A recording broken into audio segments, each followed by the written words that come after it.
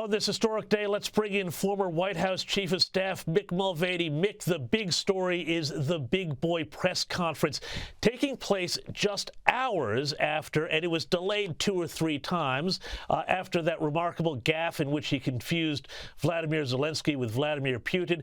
Mick Mulvaney, you've been behind the scenes in the Trump White House. What do you imagine the mood was like among the White House staff as they prepared him for that press conference after that incredible gaffe?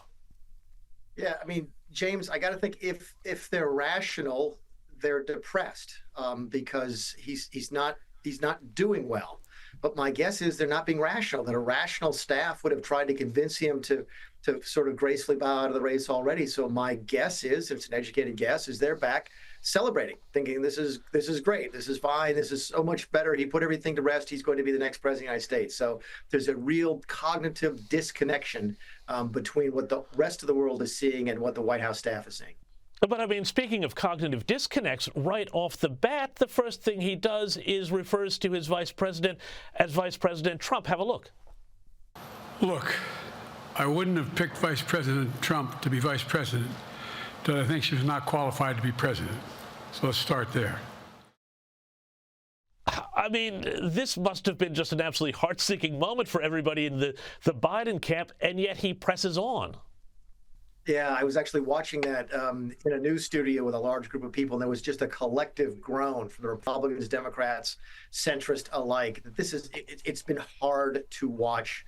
This is the president of the United States. There's a collective feeling of sympathy and dread at the same time. So yeah, that's probably the worst gaffe of the night. But face it, James, it's not the last gaffe we're going to hear from Joe Biden.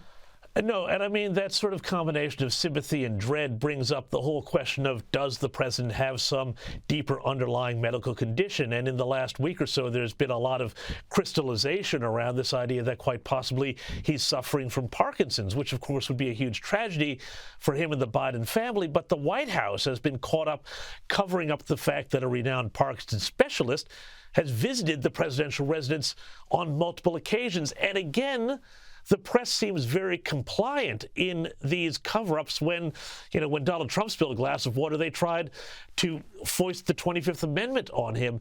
How do you rate the role of the press in suddenly turning on the Biden administration here when a lot of them would have suspected this all along? Yeah, I had dinner this week with some prominent Democrats, including some members of the press, and they were just beside themselves as to how shocked they were to see Biden do as badly as he did. And I kept asking them, how are you possibly shocked? Have you only been reading your own materials? Every conservative in the country has been trying to raise this issue for more than 2 years. You and I have talked about the time that Joe Biden called on a dead person at a press conference. That was from November of 2022. So yeah. You don't know if it's on purpose. You don't know if they just can't help themselves. But really, this whole episode has exposed a fissure in the American culture when it comes to how to deal with the truth, because there's a lot of Democrats who've apparently been willing to sort of sweep the truth under the rug for a long time. Well, I mean, so then the question is, Mick, where does this go from here? Obviously, the president has done just enough, I would say, in this press conference today, the big boy press conference, as they called it, to stay in the race, but he hardly hit it out of the park. What's going to happen at this Democrat convention, which is coming up? Because I'm hearing more reports of congresspeople urging Biden to step aside, money taps being turned off, and even delegates now being called to have their support checked by the Biden White House or people in the Biden camp. Is there any chance that there might be a shift or a movement at that convention? James, the best guess I've got on that, again, talking to people as this press conference is going on, is that this wasn't bad enough to get him kicked out of the race.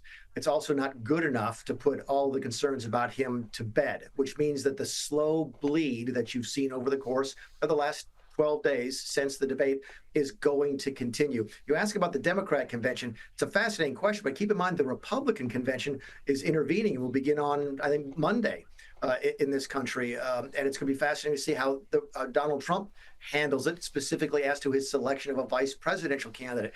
He almost has to guess as to whether or not Biden will remain at the top of the ticket or whether or not the top of the ticket will be Kamala Harris or somebody else as he makes his vice presidential pick. Because face it, you be honest, you got to think that his pick for vice president would be different with a Biden-Harris team or a Harris-somebody other team or somebody else team. So it's a very difficult thing to do as a Republican, to try and anticipate who you're running against when there's no definitive answer coming out of this press conference. The slow bleed will continue. I don't think that Joe Biden will be able to proceed as the Democrat nominee, but if he wants to, he will.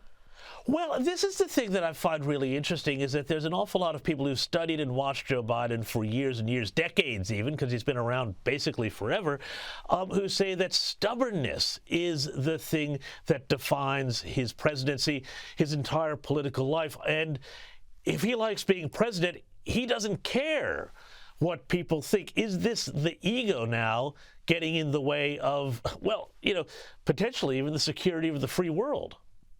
Yeah, well, a lot of that turns on whether or not that stubbornness is an inherited trait, because we're hearing, and I'm not making this up, that Hunter Biden has assumed a significant leadership role within the White House right now. So the team is advising him, seems to be his family. So is his wife Jill as stubborn as he is? Is Hunter inherited that stubbornness? If that's the case, those are probably the only people that can talk him out of running for president right now. Nancy Pelosi can't do it. Chuck Schumer can't do it. Barack Obama can't do it. Apparently George Clooney can't even do it. He's listening to his family. Be curious to see if that stubbornness goes beyond just him.